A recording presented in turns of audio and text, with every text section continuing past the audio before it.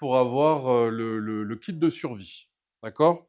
Alors, quand on sait que beaucoup d'étudiants loupent leur BTS à 0,5 points, ça veut dire que chaque point compte et qu'il va falloir aller faire attention aux petits détails qui peuvent coûter cher sur une copie et parfois, c'est des erreurs qu'on peut éviter facilement. D'accord? Alors, l'épreuve de CEJM, qui regroupe l'économie, le droit, le management, on va revoir donc les questions qui retombent très souvent. Question ultra classique, le SWOT, même si on le connaît, qu'on l'a vu et revu, il y a quand même encore pas mal d'erreurs qu'on voit se glisser sur les copies. Donc on a l'interne, l'externe, hein, interne, force, faiblesse. Quelles sont mes forces, quelles sont mes faiblesses au niveau de mes ressources humaines, matérielles, immatérielles. Et puis l'environnement qui m'entoure. L'environnement qui m'entoure, il est proche ou lointain. Hein. Micro, c'est mon environnement proche. Est-ce que j'ai un concurrent qui s'est installé en face de chez moi? Est-ce que il y a la route, le parking, l'accès, etc. Là, quand on voit, par exemple, sur la ville, des travaux qui ont duré plus longtemps que prévu devant les commerces, on sait que ça peut être 20% de chiffre d'affaires en moins. Quand on a des habitations non renouvelées, quand il y a eu le télétravail, bah pour les restaurateurs, par exemple, ça a été une menace assez importante pour leur activité. Dans le macro, donc souvent on retrouve des confusions entre micro et macro sur l'externe. Donc dans le macro, c'est l'environnement lointain, pestel. Et on répète, politique, économique, sociologique, technologique, environnemental et légal. Donc si je prends par exemple tout un tas d'activités qui ont disparu, d'ailleurs Schumpeter en a parlé avec ce qu'on appelle, ça vous, si vous pouvez le mettre sur une copie, ça fait bien, de connaître cet économiste du XXe siècle, enfin fin 19e, début 20e, Schumpeter, qui parlait, je vous l'ai mis dans le mémo, de la destruction créatrice. La destruction créatrice, ça veut dire quoi? C'est l'idée que quand je crée quelque chose, je tue autre chose. Je peux vous citer tout un tas de métiers qui ont été, qui sont morts euh, grâce ou à cause de la technologie. Il y avait par exemple le métier de réveilleur, quand il n'y avait pas les réveils électroniques. Il y avait un métier où vous aviez quelqu'un le matin qui tapait avec un bâton à la fenêtre. C'était le métier de réveilleur. Les allumeurs de réverbères, bon, avec l'électricité aujourd'hui, c'est peut-être pas très utile. Mais après, plus près de nous, bon, bah, on pourrait parler des CD, des cassettes qui ont été détruits par le streaming, etc. Donc, chaque fois que j'invente quelque chose, je tue autre chose. La machine à écrire, aujourd'hui, ça n'aurait pas trop d'intérêt, à part pour une décoration. Hein, mais forcément, l'apparition de l'ordinateur tue la machine à écrire. D'accord? Et quand j'ai une activité, il faut que je sois au fait des technologies. On l'a vu par exemple chez Kodak, qui était l'une des plus grosses entreprises mondiales d'appareils photo argentiques. Bah, forcément, avec l'apparition de l'appareil photo numérique, puis aujourd'hui on peut prendre une photo avec un portable, il était clair qu'ils ont eu une menace terrible de l'apparition de l'appareil photo numérique qui a tué en quelque sorte leur activité. Donc il faut que je suive l'évolution du marché. Les petits commerces, par exemple, ils ont eu la menace des grandes surfaces. Aujourd'hui, le commerce, il est menacé par tout ce qui est vente en ligne. Donc, il faut que j'observe mon environnement pour pouvoir m'y adapter. M'y adapter, ça veut dire quoi? Ça veut dire que, par exemple, on prend la Fnac qui aurait pu disparaître comme Virgin. Virgin Megastore, pour ceux qui n'ont pas connu, leur activité principale, c'était la vente de CD et de DVD. Bon, la Fnac, c'était pareil. Hein, c'était leur activité principale, vendre du CD et du DVD. Aujourd'hui, en 2025, avec l'apparition du streaming, est-ce que je vais pouvoir avoir un chiffre d'affaires suffisant avec l'activité du CD, du DVD, du vinyle? Bah non. Donc la Fnac s'est réadaptée, s'est repositionnée sur un nouveau modèle qui est aujourd'hui plus l'électroménager, les produits électroniques, les tablettes, ordinateurs, etc. Donc, qui se réinventent, d'accord? Donc, j'en viens ensuite sur les stratégies, les fameuses 6 stratégies à connaître, les stratégies de domaine, dans quel domaine je me situe, hein, donc ça c'est les stratégies de porteur, différenciation ou domination par les coûts. Différenciation, ça veut dire que je suis plus cher, mais parce que je propose quelque chose de différent. Apple, Ferrari, Mercedes, Montblanc, Rolex, j'achète pas ces marques parce qu'elles sont pas chères, je les achète parce qu'elles proposent une différence visible. Ils sont sur le luxe, sur la rareté. D'accord? C'est une stratégie où je vends peu, parce que des Ferrari, je vais pas en vendre en masse. Donc l'idée, c'est d'en vendre peut-être moins, mais avec plus de marge. Qui s'oppose à la stratégie de domination par les coûts, où là, je vends pas cher, mais pour que je sois rentable, il faut que je vende en quantité. Hein, donc c'est Action, c'est Jiffy, c'est Temu, etc. Toutes les marques qui ne jouent pas sur la grosse marge, mais au contraire sur des petites marges, mais vendues à grand volume. Ensuite, vous avez les stratégies globales, spécialisation vs diversification. Donc, soit je me spécialise sur un domaine, par exemple Triba qui est spécialiste pour les fenêtres, soit je me diversifie. D'accord? Alors, je peux me diversifier sur une suite logique. Par exemple, c'est le pâtissier qui devient boulanger. Mais je peux aussi me différencier sur des DAS, des domaines d'activité qui n'ont rien à voir.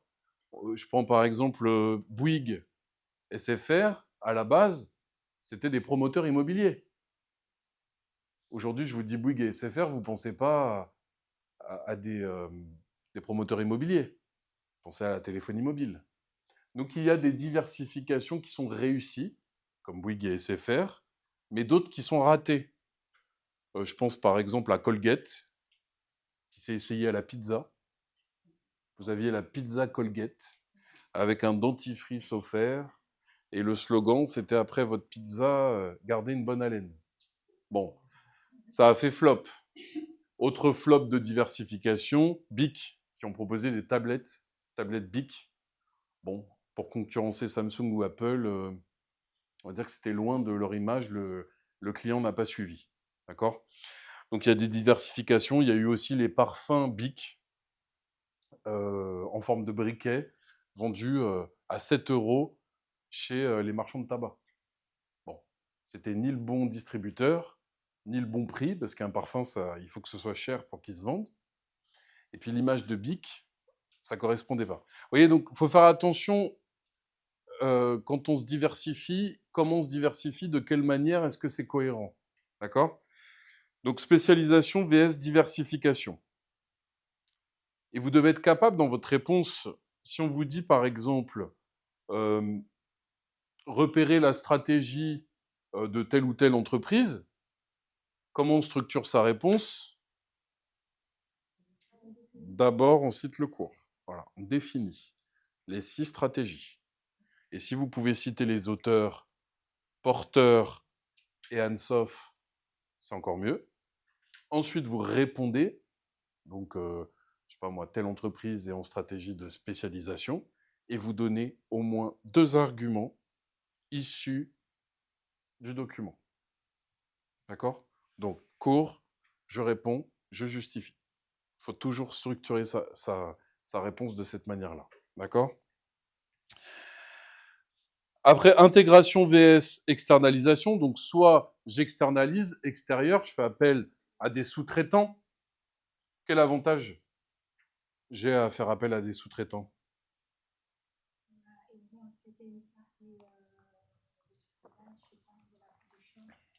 Oui, par exemple, si je sous-traite le ménage, la photocopie, les distributeurs de boissons, bon, ça permet que je puisse me concentrer sur mon métier et de déléguer à une entreprise externe pour une autre activité. Par contre, c'est quoi le risque de l'externalisation? La qualité et peut-être la perte de contrôle. Parce que les sous-traitants, je ne les contrôle pas de la même façon parce qu'ils sont, comme son nom l'indique, externes, hein, c'est pas mon entreprise, et je peux avoir une perte de contrôle sur la production. On pense par exemple à Peugeot, qui a voulu externaliser la fabrication de ses moteurs, et son sous-traitant a fait faillite. Donc qu'est-ce qu'ils ont fait à votre avis? Ils ont racheté le sous-traitant et ils ont réintégré la production de moteurs à l'intérieur de Peugeot, pour ne plus dépendre du sous-traitant. D'accord? Alors ensuite, on passe aux structures. Donc ça aussi, question classique, repérer la structure. On va aller vite. Donc il y a les structures classiques et les structures flexibles. Les structures classiques, bon, c'est pour des activités plus routinières, comme Nestlé, c'est toujours la même chose, comme toutes les entreprises, on va dire, industrielles, Coca-Cola, etc., c'est toujours pareil. Donc, il faut que ce soit, j'allais dire, un peu à l'ancienne. D'accord? Alors, pour les structures, vous avez la structure simple. Simple, ça veut dire que toutes les décisions passent à travers une seule personne. C'est pour quel type d'entreprise? Forcément, une toute petite entreprise. Imaginez, est-ce qu'à Sanofi, toutes les décisions passent par le PDG pour la moindre commande de papier ou quoi? Non. Forcément, dans une grande entreprise, la structure simple ne peut pas marcher. Ça marche seulement pour les petits commerces. Structure simple, toutes les décisions passent par le dirigeant. D'accord? Ensuite, on passe à la structure fonctionnelle. Là, on va séparer les gens par fonction. Fonction RH, fonction comptable, fonction commerce, etc. La structure divisionnelle, là, on divise soit par secteur géographique, soit par activité. Donc, par exemple, McDo, on va avoir McDo France, McDo États-Unis, etc. C'est comme s'il y avait plusieurs entreprises au sein d'une seule et même entreprise. Un hôpital, par exemple, vous avez la division cardiologie, la division psychiatrie, la division urgence, la division cardiologie, etc., etc. D'accord? Donc ça, c'est pour la divisionnelle. Et après, vous avez matricielle, ça, on va le revoir sur un schéma parce que c'est le plus compliqué. Donc là, on voit les organigrammes. Là, on est pour le cas numéro 3. On voit que le directeur est au centre et tout passe par lui, donc c'est simple. Là, on a la direction générale avec la fonction, le directeur commercial, production, administration, fonctionnel, voilà, parce qu'on a séparé par fonction. Ensuite, vous avez la division Amérique, Europe, Asie, divisionnelle. Et là, on voit que c'est matriciel parce qu'il y a 2 découpages en matriciel. Donc là, on est chez Boeing. Boeing, ils ont séparé par élément de l'avion, aile, moteur, fuselage. Et ensuite, ils ont séparé par type de Boeing. Boeing 737, 747, etc. Donc ça veut dire qu'une équipe va être sous la coupe, sous la direction. Par exemple, l'équipe numéro 1 s'occupe seulement de l'aile du Boeing 737. L'équipe numéro 5 s'occupe du moteur du Boeing 747. C'est ça matriciel, c'est 2 découpages. D'accord? Et enfin, vous avez les structures, ce qu'on appelle, si vous pouvez sortir Adocratie de Mainsberg, ce serait bien. Adocratie, hein, pour les structures flexibles, je vous l'ai mis hein, sur le mémo. Adocratie, structure flexible, ce sont les structures mouvantes, adaptables par projet. Je sais pas, je prends par exemple une société d'organisation de mariage. Est-ce qu'elle fonctionne de manière routinière? C'est toujours différent. Chaque mariage va être un nouveau projet. Donc c'est flexible. Ce n'est pas une activité routinière comme Nestlé qui produit toujours la même chose de la même façon. Ou comme chez Carrefour, McDo, chacun a sa place, c'est normé, c'est toujours la même chose. Une société d'événementiel, chaque nouveau projet, chaque nouveau client, ça va être différent. D'accord? Donc c'est ça une structure en adocratie, enfin que c'est Mainsberg qui le définit comme ça, c'est flexible par projet. Souvent ça fonctionne en réseau. Par exemple, la société d'organisation de mariage, Est-ce qu'elle a un DJ en interne? Est-ce qu'elle a la salle en interne, le traiteur en interne? Ah non, elle fait appel à des sous-traitants. Donc elle est en réseau. Elle est en réseau, elle est flexible, elle est par projet. D'accord?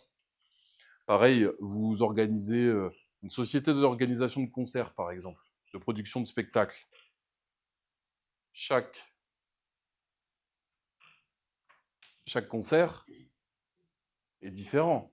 Est-ce que tel artiste voudra la même scène, la même salle, les mêmes projecteurs, etc. Donc, est-ce que c'est une entreprise qui va fonctionner de manière routinière, industrielle? Non, pour chaque artiste, ils vont définir tel type de salle, tel projecteur, telle ambiance, ils vont louer le matériel, etc., etc. Alors on y va, là on est en quoi?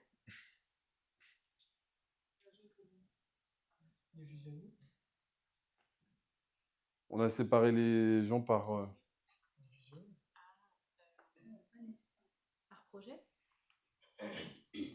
Par projet, ça peut se défendre. Mais Processus. non. Fonctionnel. Là, fonctionnel. On a séparé les gens par fonction. D'accord?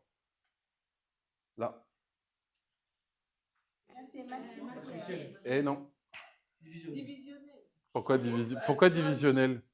Par activité. Par pôle. Chaque pôle est indépendant. Donc on a divisé. D'accord? Là.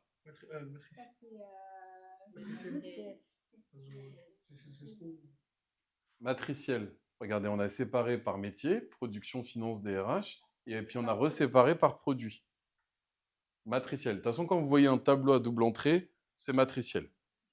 D'accord? Et ensuite, vous avez ce qu'on appelle les 5 modes de coordination à connaître. Donc, ce qu'on appelle la supervision directe. Vous avez le manager qui contrôle, comme chez McDo, comme dans un commerce. Vous avez le manager qui dit, toi tu vas là, toi tu vas là. Il supervise en direct. L'ajustement mutuel, c'est quand chacun s'ajuste, comme son nom l'indique, mutuellement. C'est-à-dire qu'entre équipes, vous pouvez dire, tiens, toi tu t'occupes de ça, moi je m'occupe de ça. D'accord? Et ensuite, vous avez tout ce qui est standardisation des procédés. Bon, par exemple, pour fabriquer du tabac, pour fabriquer du chocolat, il y a des procédés industriels à respecter pour que ce soit toujours la même chose. Standardisation des résultats, c'est plus adapté à des commerciaux. On va leur dire, tu dois faire tant de chiffre d'affaires.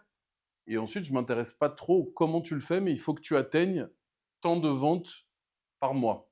Par exemple, pour un agent immobilier, ça peut être adapté, dire tu dois, je sais pas, faire 2 ventes de maisons par mois, peu importe comment tu le fais, mais tu dois atteindre ce résultat. D'accord? Et ensuite, standardisation des qualifications, ça veut dire que vous êtes tellement qualifié qu'il n'y a quasiment pas besoin de vous manager. C'est pour les postes très qualifiés, comme les médecins, comme les avocats, comme les professeurs, etc. Va-t-on manager un professeur, un médecin comme un barman? Le barman, il y a un manager, une supervision directe, et puis un ajustement mutuel entre l'équipe, plus peut-être une standardisation des procédés pour faire le service. Le prof, est-ce qu'il y a un manager dans la salle? Non. Le prof, lui, il est en quel mode de coordination? Des qualifications, éventuellement peut-être.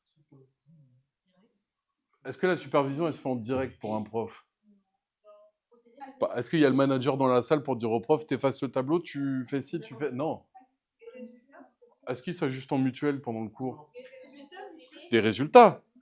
Alors, standardisation des qualifications, standardisation des résultats, parce qu'il doit obtenir des résultats. Alors attention, il y a une obligation de moyens, hein, parce que c'est un peu comme le médecin. Le médecin, on ne peut pas lui dire, il faut que tu fasses tant de guérisons par mois. Bon, un prof, on ne peut pas lui dire, il faut que tu fasses tant de taux de réussite. Ce serait compliqué. Par contre, il doit tout mettre en œuvre pour atteindre un résultat. D'accord? Ok, alors, si on prend, j'avais mis chez McDo, ce serait quel type de mode de coordination? Il y en aurait plusieurs. Supervision directe, il y a le manager. Procédé, il faut qu'il fasse toujours de la même façon. Résultat. Résultat, ça veut dire... Alors attention, parce que résultat, ça voudrait dire que c'est comme le commercial. Tu dois atteindre tel résultat et je te laisse libre sur comment tu l'atteins. Est-ce que ce serait comme ça chez McDo? Pas vraiment. Ça dépend peut-être au niveau des postes. Le directeur peut demander au manager d'attendre des résultats. Alors ça, oui, pour le directeur, oui. Alors si on parle plutôt des employés polyvalents, donc procédé, ajustement mutuel et supervision directe. Ensuite, si on prend un petit artisan glacier, supervision directe et ajustement mutuel, et peut-être procédé aussi, parce que, oui. Chez Nestlé, Procédé. procédé. Là, ce sera surtout dans les procédés, et puis on peut imaginer qu'il y a aussi une supervision directe dans la manière de produire pour suivre les cadences, que les process sont bien respectés, etc. D'accord? Un hôpital, alors il y a plusieurs niveaux à l'hôpital, ils ne sont pas tous coordonnés de la même façon. Si je prends par exemple les infirmières et les aides-soignantes, procédé. Qualification, attention, parce que ça voudrait dire qu'elles sont tellement... Alors oui, il y a une partie qualification, mais qualification, c'est quand même l'idée de dire que je suis tellement qualifié qu'on n'a pas besoin de me manager en direct. Est-ce que c'est le cas pour une infirmière et une aide-soignante? Pas vraiment. Elle a des qualifications, oui, mais elle est managée en direct. Donc supervision directe, procédé. Alors résultat, oui, parce qu'on pourrait dire faut qu'elle fasse tant de lits ou tant de... Voilà, par jour aussi, pourquoi pas. Mais surtout, le principal, ce serait surtout ajustement mutuel, supervision directe et procédé. Hein. Le médecin, lui, comment il est coordonné? Comment il se coordonne entre eux, à votre avis? Il y a souvent un chef médecin, qualification, procédé, parce qu'ils ont quand même des process à respecter. Il faut qu'ils rentrent, par exemple, toutes les données sur le logiciel, etc. D'accord? Résultat, ce sera un peu compliqué, parce que, encore une fois, on ne va pas fixer des objectifs à un médecin pour qu'il atteigne des résultats. Bon, peut-être qu'on pourrait lui dire, il faut que tu fasses 20 visites par jour, et encore. On ne peut pas vraiment mettre de standardisation de résultats pour un médecin. D'accord? C'est clair pour les modes de coordination? Bon. Ensuite, bon, le truc que vous connaissez ultra par cœur, mais je vais quand même le répéter parce que souvent on va vous dire, on va vous poser la question, identifier les parties prenantes et leurs intérêts. Dans une entreprise, il y a des parties de près ou de loin qui sont concernées par l'entreprise. Donc à connaître par cœur, il y a les salariés, eux, quel est leur intérêt? Enfin, quels sont leurs intérêts? Qu'on les paye à la fin du mois. Ils veulent une bonne rémunération et des bonnes conditions de travail. D'accord? Ça peut s'opposer à... Parce qu'après, une entreprise, c'est un peu comme un gâteau à partager pour la valeur ajoutée. À la fin, on veut se partager le gâteau entre les dirigeants, entre les actionnaire, entre les salariés.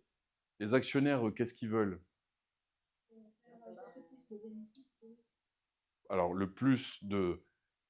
Alors oui, il faut calculer sur le résultat net, plus de bénéfices pour au final avoir, sur cette part de bénéfices, des dividendes. Mais si je verse trop de dividendes aux actionnaires, c'est une part en moins pour les salariés. Vous voyez, donc les intérêts peuvent être contradictoires. Parce que comment on partage le gâteau, hein? Donc les actionnaires, les dirigeants, qu'est-ce qu'ils veulent? Voilà, la réussite, la performance de l'entreprise. Puis après, on a aussi les syndicats, les fournisseurs, les clients. Les clients, lui il veut quoi? Un bon rapport qualité-prix, un bon service. Et là encore, ça peut s'opposer. Si vous voulez, on est un petit peu partagé entre quand on est salarié et quand on est client. Quand on est salarié, on ne veut pas travailler le dimanche, par exemple. On ne veut pas travailler le soir. Mais en tant que consommateur, on est content que ce soit ouvert le soir et le dimanche. En tant que salarié, on veut une bonne rémunération. Mais en tant que consommateur, on veut des prix plus bas. Mais s'il y a des prix bas, comment je paye les salariés plus cher? Vous voyez, donc ça s'oppose. On veut des emplois en France, mais en tant que consommateur, on sait que ça va nous coûter plus cher. Vous voyez, donc les intérêts, c'est ça l'idée qu'il faudra développer sur votre copie. On va vous poser la question de mettez en évidence les intérêts des différentes parties prenantes. Donc vous les citez avec leurs intérêts et de montrer qu'ils peuvent s'opposer. L'intérêt de quand je suis client ou quand je suis salarié, bah, je n'ai pas les mêmes intérêts au même moment. D'accord? Ok, donc là-dessus, pour les parties prenantes, on est bon. Après, pour les agents économiques, bon, ça, il y a juste à les apprendre par cœur. Hein, donc ça, je passe.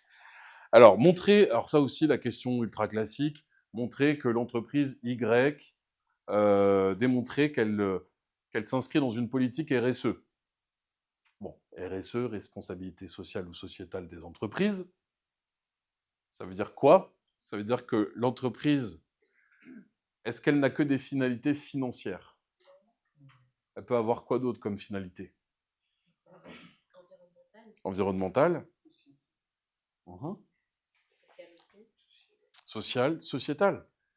L'ambition, par exemple, de Zuckerberg, est-ce que c'était simplement de créer une entreprise banale et juste faire de l'argent, juste avoir une finalité financière, économique? Et oui, il voulait changer la société, la transformer. Pour Google, pareil.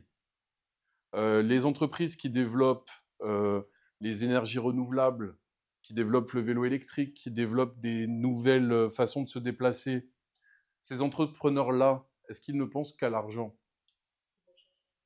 Enfin, les façons de consommer. Eh oui. Alors bien sûr qu'on pourrait dire que c'est un opportunisme parce qu'aujourd'hui, bah, si on reprend le SWOT, il y a une opportunité de développer, par exemple, pourquoi aujourd'hui le vélo électrique, le business se développe autant?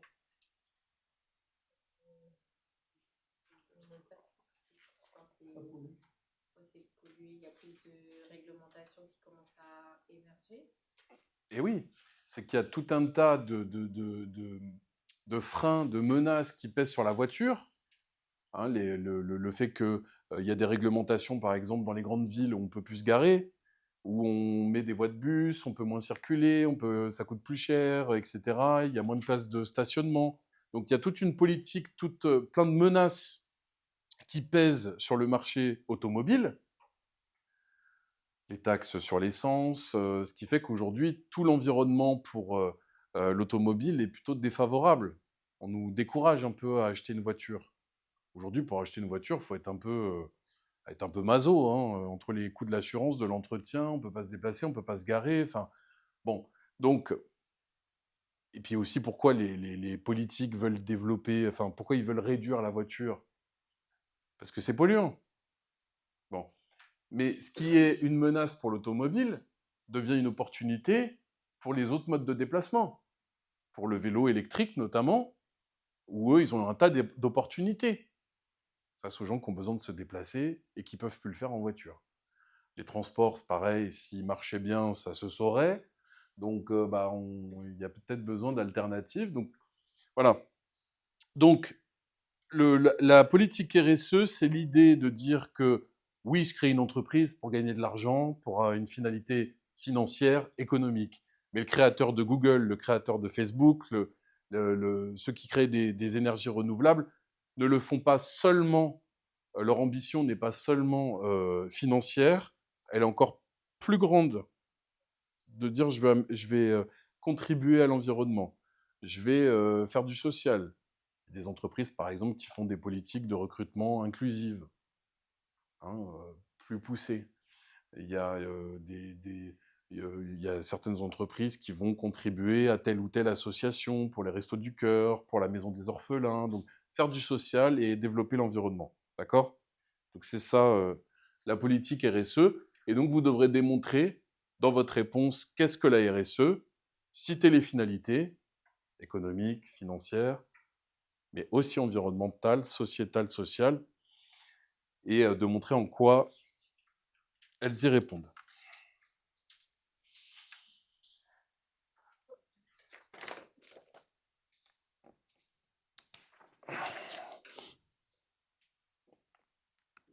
Alors ensuite, une question qui tombe, là pour le coup pas forcément tout le temps, mais parfois, c'est sur la motivation au travail. Qu'est-ce qui nous motive? Comment on peut améliorer, comment on peut développer la motivation dans une entreprise? Et là, on va attendre de vous que vous citiez Maslow, Herzberg et la théorie de Vroom que je vous ai remis dans ce mémo. Donc, la théorie de Vroom, quelles sont mes chances? Donc, quand le dirigeant me fixe un objectif, quelles sont mes chances de réussite? Si je fixe un objectif irréalisable, on va se décourager. Et ensuite, le salarié va se dire, qu'est-ce que je vais obtenir si je réussis cet objectif?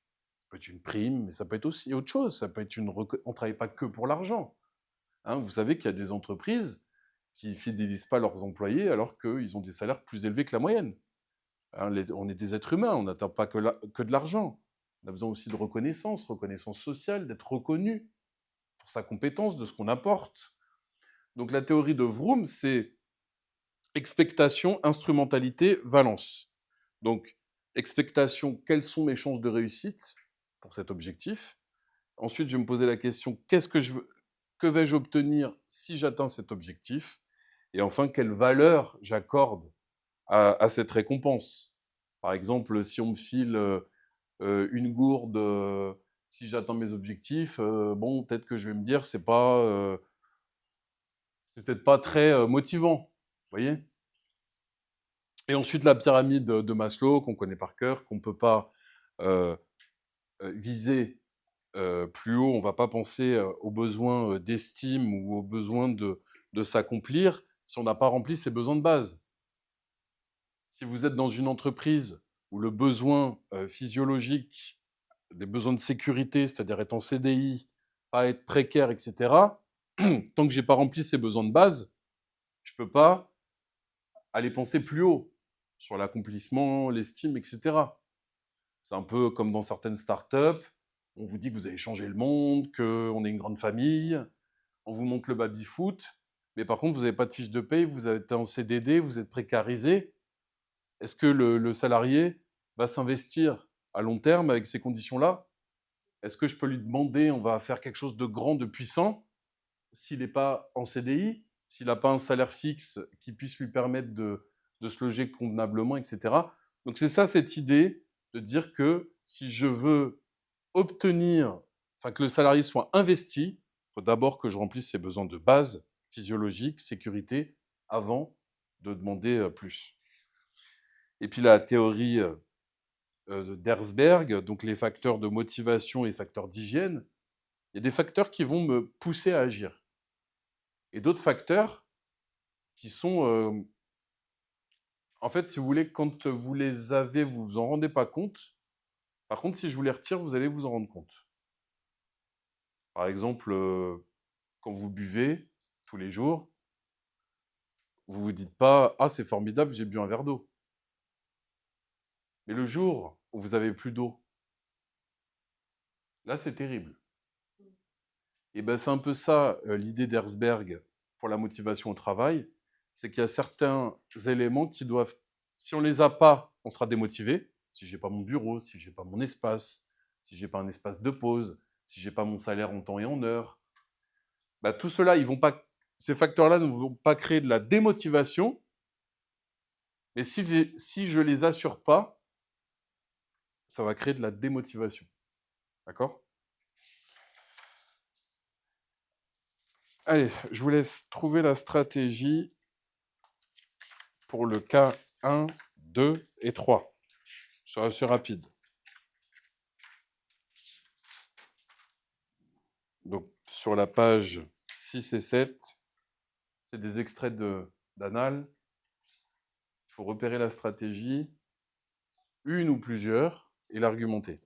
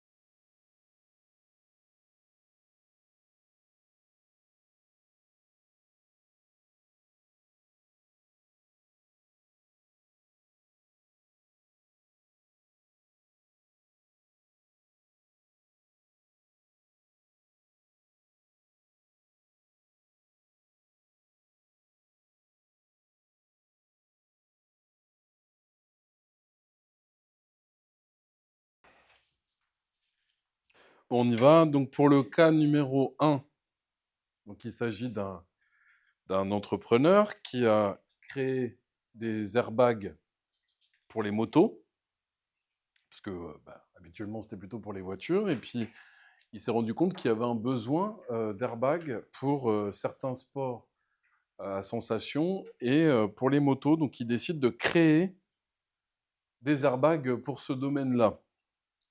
Donc, la question, ce serait en quoi il s'inscrit dans une logique entrepreneuriale. C'est quoi un entrepreneur?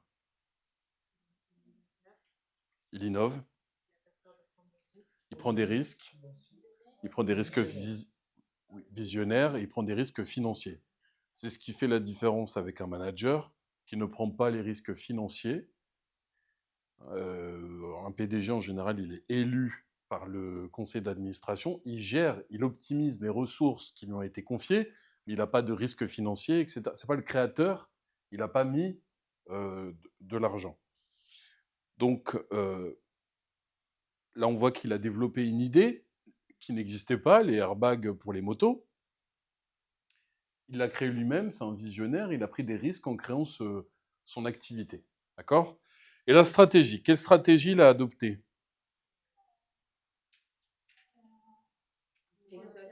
Différenciation. Comment on voit que... Donc on voit qu'effectivement, il est parti plutôt sur du haut de gamme, sur une différence un peu plus chère.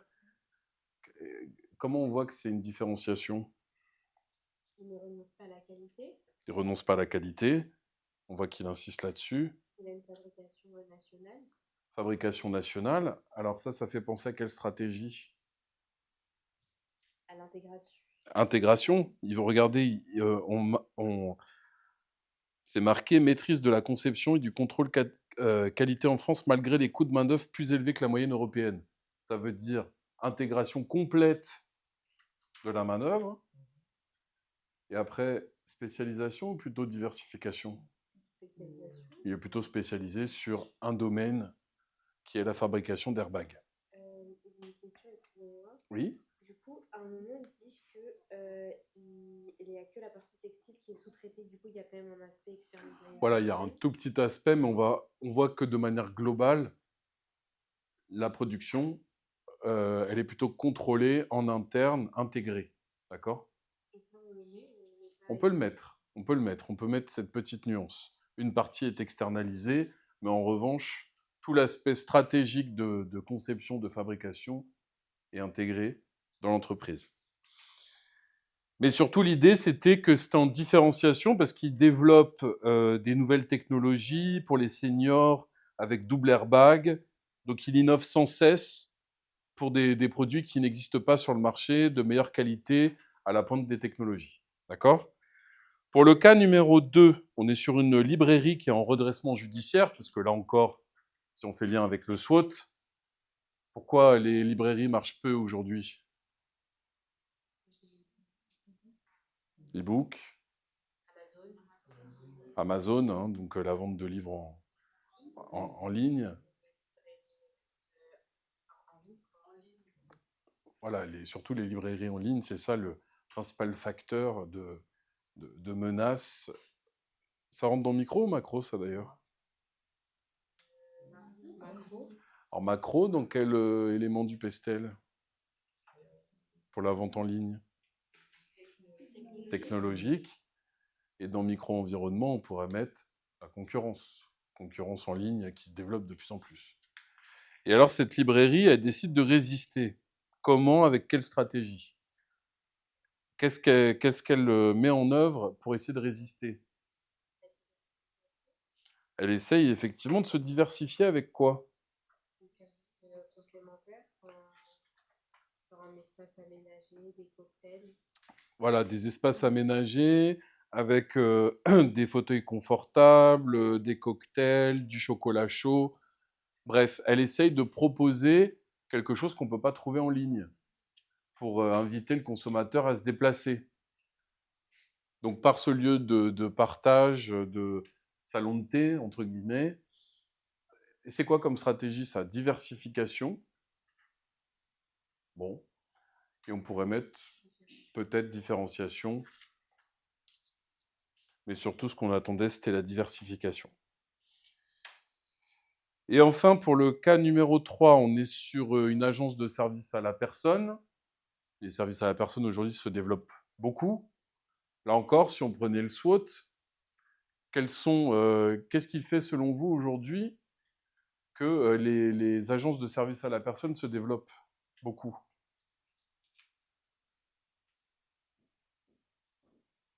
La spécialisation. Non, pourquoi aujourd'hui les entreprises de service à la personne se développent? Service à domicile de garde, d'aide aux personnes âgées, service jardinage, service oui, jardinage, repassage, etc. Pourquoi ces activités se développent déjà? Donc ça rentre dans quoi, le fait que les femmes travaillent de plus en plus par rapport à il y a 30 ou 40 ans? Micro ou macro? Macro. Et dans quel élément du pestel? Sociologique. Ouais, sociologique, oui. Oui, socioculturel, sociologique, c'est pareil. Sociologique, effectivement, les femmes travaillent plus qu'il y a 40 ans, donc on a besoin de plus d'aide à domicile pour l'aide aux devoirs, etc., le ménage. Euh, et aussi le vieillissement de la population, qui nécessite plus d'aide à domicile. Une personne âgée pour faire son jardin, pour le ménage, etc. Avec le vieillissement de la population, il y a de plus en plus de besoins. D'accord? Là aussi, ça rentre dans socio-culturel, hein, le vieillissement de la population. Et alors, face à cette concurrence d'agences de services à la personne, qu'est-ce qu'ils décident de mettre en œuvre comme stratégie? Donc, pardon?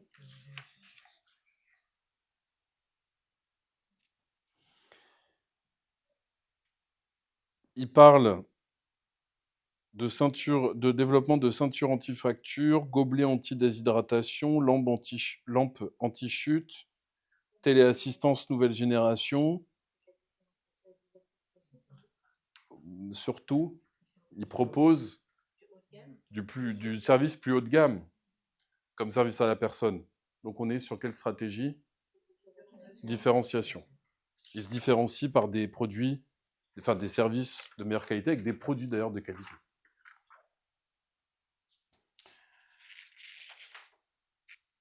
Et enfin, on termine par le droit.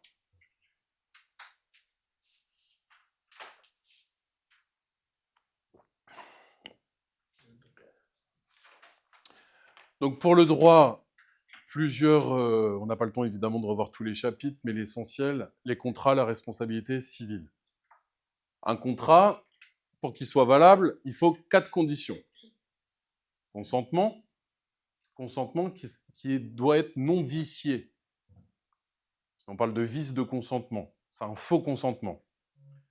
Alors, vice de consentement par le dol. Bon, par exemple, je vous dis que c'est un bracelet en or alors qu'il est plaqué or. Je vous cache le fait que sur une vente de voiture, il y ait tel ou tel élément qui est à changer. Donc, j'obtiens votre consentement en vous trompant. C'est un faux consentement, ce qu'on appelle un vice de consentement. Par le dol, vice de consentement par l'erreur. J'ai signé par erreur, je pensais acheter quelque chose et j'achète une autre chose. Je pensais acheter un bracelet en or et c'est un bracelet plaqué or. C'est un vice de consentement. J'ai donné mon consentement par erreur. D'accord? Et vice de consentement par violence. J'obtiens votre signature par violence. Alors attention, c'est pas forcément de la violence physique, ça peut être une violence psychologique. Combien de fois on a vu des personnes âgées se faire avoir parce qu'il y a le commercial qui passe de porte en porte avec des stratégies bien établies où on manipule un peu, on fait un peu du dol, hein, c'est-à-dire qu'on ne dit pas forcément tous les tenants et les aboutissants, on ne remplit pas les obligations de bonne foi et d'information, hein, on lui cache pas, on lui donne pas tous les éléments. Donc c'est un faux consentement, c'est une tromperie, c'est du dol. Et parfois, ça peut s'observer par une espèce de violence psychologique. Je ne citerai pas, parce que c'est filmé, je ne citerai pas la marque qui a été attaquée pour ça. Vous ne sortiez pas de l'agence tant que vous n'aviez pas signé sur un procédé de violence psychologique extrêmement bien établi, qui a été retoqué ensuite par le tribunal, où ils ont fait annuler tous les contrats. C'est-à-dire que si je ne respecte pas ces conditions, le contrat n'est pas valable. C'est comme s'il n'avait jamais existé. D'accord? Donc, les 4 conditions pour qu'un contrat soit valable: le consentement non vicié, capacité des parties. Par exemple, si un enfant de 5 ans signe un contrat, bon, il n'est pas valable. Si une personne qui n'a pas toute sa tête, qui aurait Alzheimer, par exemple, le contrat ne serait pas valable. Parce que sinon, on pourrait lui faire signer n'importe quoi. Et d'ailleurs, là aussi, hein, il y a des petits malins qui sont bien au courant que tel ou tel dans le quartier, il n'a plus toute sa tête, et puis on va lui faire signer tout et n'importe quoi. Et c'est ce qu'on appelle aussi de l'abus de faiblesse. Et ça arrive souvent pour les personnes âgées ou handicapées mentales. Donc, consentement, capacité des parties. La personne doit être capable et en possession de ses moyens pour signer.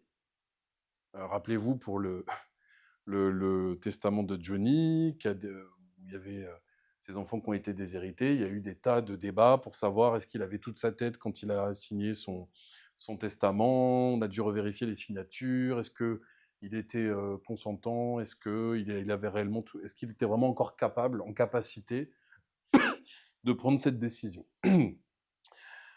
Et enfin, objet, cause licite. Je ne peux pas faire un contrat pour vendre de la cocaïne. Il faut que ça porte sur un objet et une cause licite, évidemment. D'accord? Alors, si on fait un mini cas pratique, donc ce que vous aurez à l'examen. Ah, par contre, je n'ai pas parlé pour modifier ou révoquer un contrat. C'est-à-dire, je veux stopper le contrat. Soit on est d'accord tous les deux, consentement mutuel. Hein, par exemple, je suis un boulanger, je me suis engagé à livrer telle entreprise en baguettes de pain par jour pour qu'ils puissent faire des sandwichs. Et puis, je me rends compte que je n'arrive pas à tenir la cadence en tant que petit boulanger de quartier. Bah, je peux très bien négocier avec l'entreprise en question pour dire, bon, écoutez, on arrête le contrat.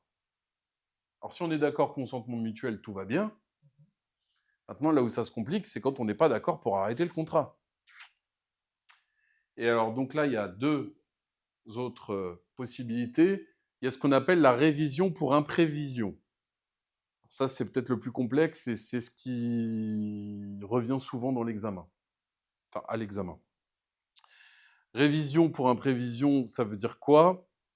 Ça veut dire, ça voudrait dire qu'il y a un élément du contrat qui devient tellement onéreux, qui était imprévisible, et qui fait que je ne peux plus remplir mon contrat dans les conditions dans lesquelles je les avais, dans lesquelles je m'étais engagé.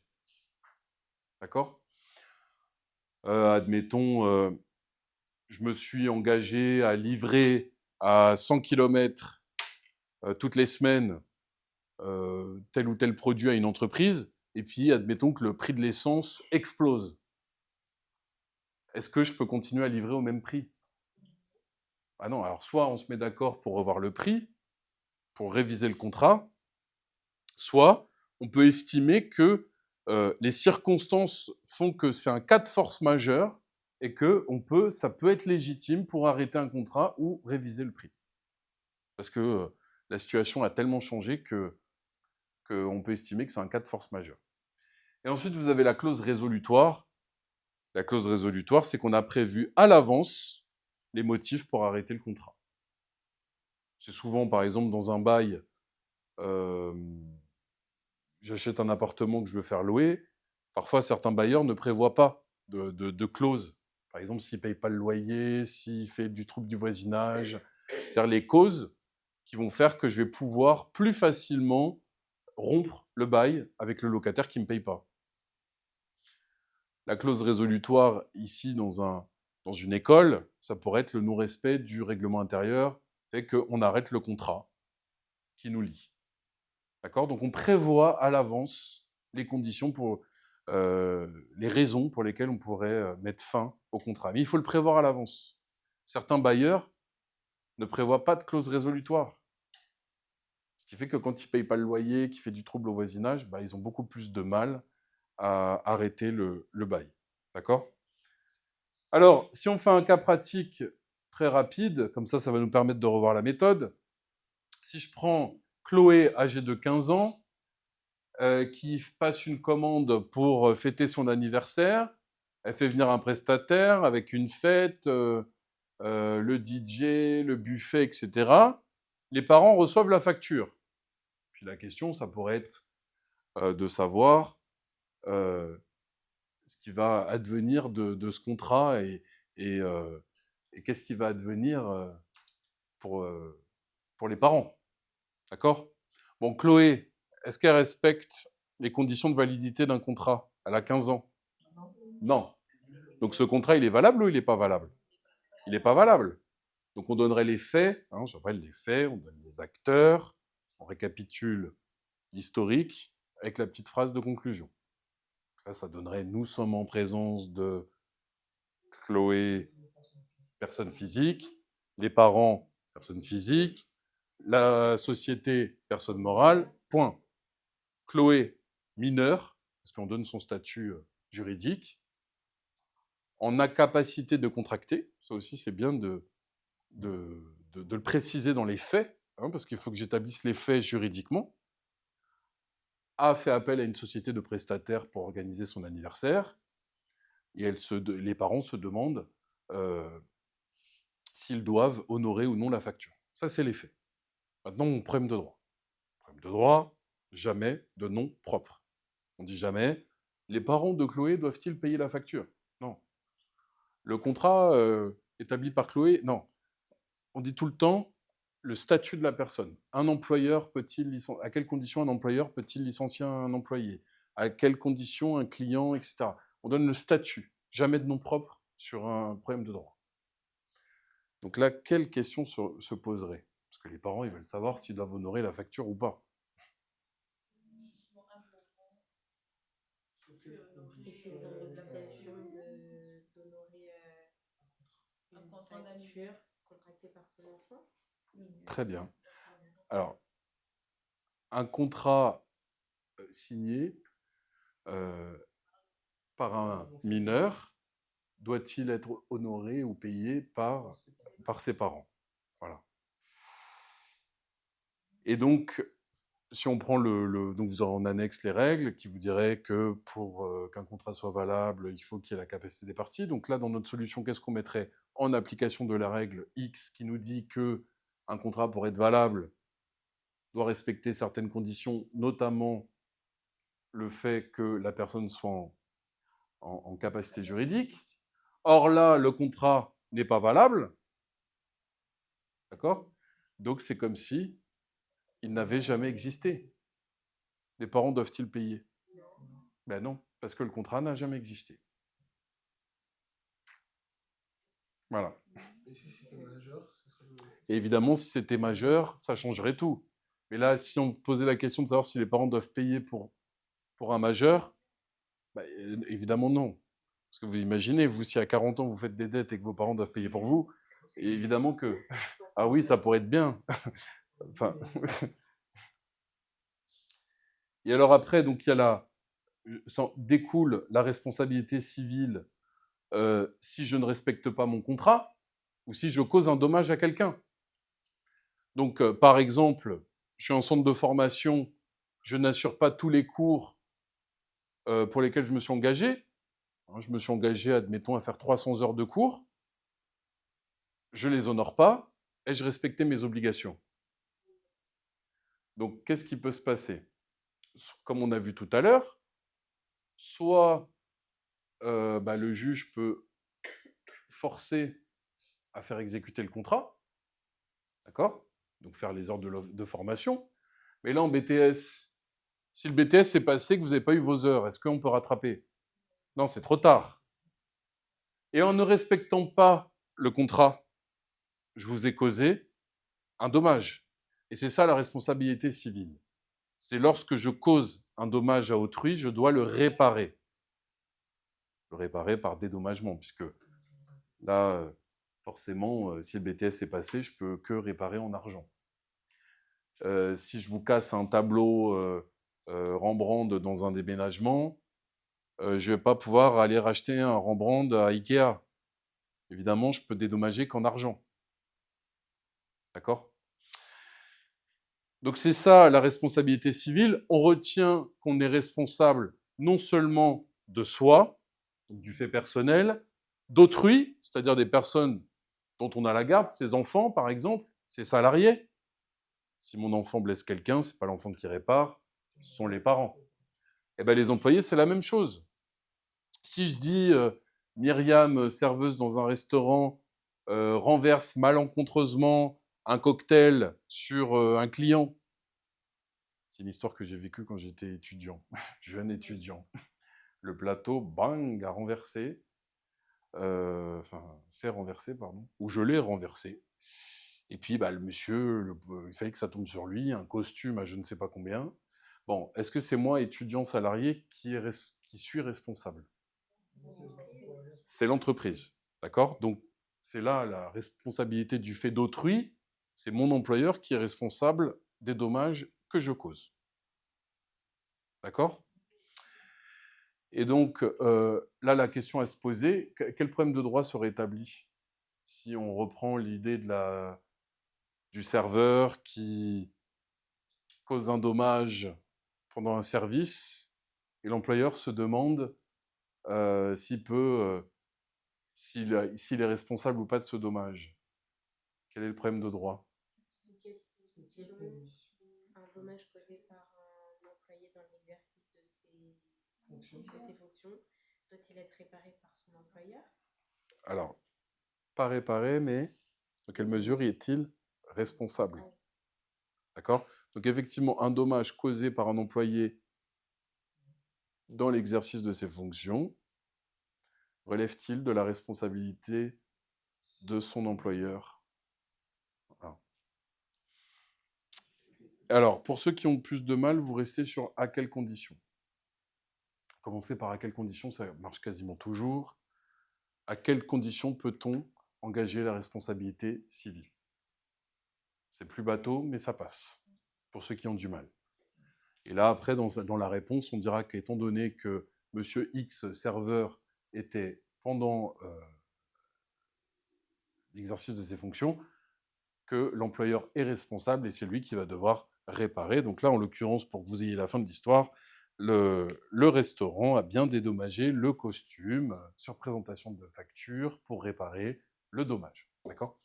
Et donc, on est responsable non seulement de soi, des personnes dont on a la garde, donc ses enfants, ses employés, et de ces choses.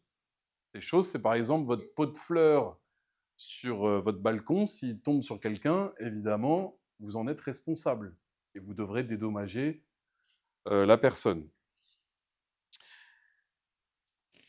Alors, bon, je pense que c'est bon. Bon, juste pour finir, on va juste faire le petit mini cas pratique que j'ai mis là, juste le problème de droit.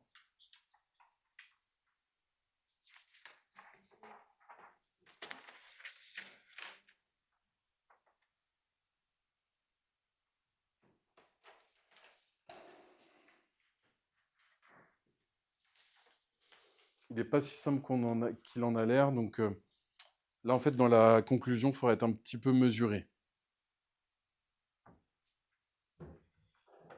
Voilà, donc on est face à deux entreprises. Une entreprise qui s'occupe du recyclage des cartons, qui s'est engagée par un contrat à les récupérer. Et aujourd'hui, ils ne veulent plus les récupérer sur certains sites trop éloignés alors qu'ils se sont engagés par contrat en disant que ça leur coûte trop cher en carburant. Donc autrement dit, ils ne respectent pas le contrat pour lequel ils se sont engagés. Problème de droit. Et là, on pourrait commencer par à quelles conditions?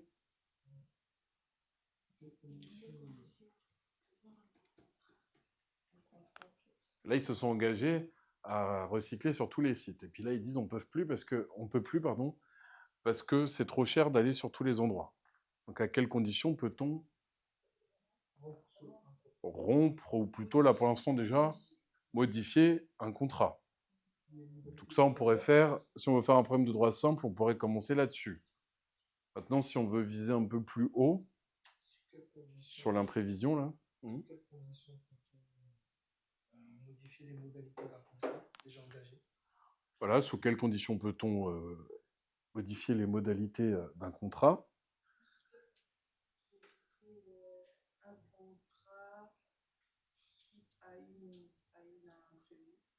Oui, alors comment on pourrait se poser la question plutôt?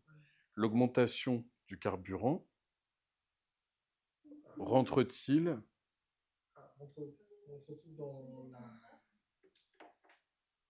Dans la révision. dans les conditions de révision pour imprévision que prévoit la loi? Autrement dit, la loi nous dit qu'on peut modifier un contrat pour imprévision, pour un cas de force majeure. Est-ce que l'augmentation du carburant peut faire partie d'un cas de force majeure, d'une imprévision, telle que ça rend le contrat trop onéreux et qu'on ne peut plus remplir ses engagements?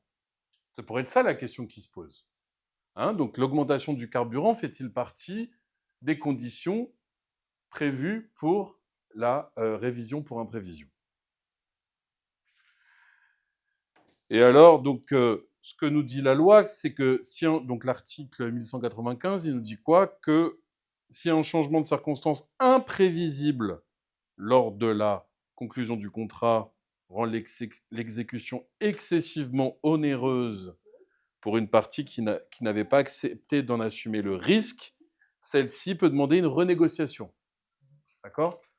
Alors, est-ce que l'augmentation du coût de l'essence, on pourrait le mettre sur un changement de circonstances imprévisible qui rend le contrat excessivement onéreux et qui justifierait le fait qu'on puisse plus assurer le contrat dans les mêmes conditions pour lesquelles on s'était engagé? Et bien là, dans sa réponse, est-ce qu'on va faire tout noir ou tout blanc? Quand vous avez des cas pratiques, type Monsieur X est arrivé 30 fois en retard, il a reçu 4 avertissements, bon, la solution est simple. Voilà, les retards à répétition avec les avertissements, les retards, c'est un motif de licenciement qui a été prévu, etc. Là, c'est plutôt simple. Là, on est sur un cas, on va dire, un peu plus débattable. Donc, ça ne va pas être tout noir ou tout blanc dans votre réponse. On commence toujours par en application de l'article, donc là, en l'occurrence, 1195. On cite un petit peu l'article. C'est que s'il y a un changement de circonstances imprévisible rend l'exécution excessivement onéreuse, alors à ce moment-là, on peut revoir le contrat. Et là, maintenant, on dit, dans notre cas, l'augmentation du coût du carburant, comment on pourrait faire une réponse nuancée?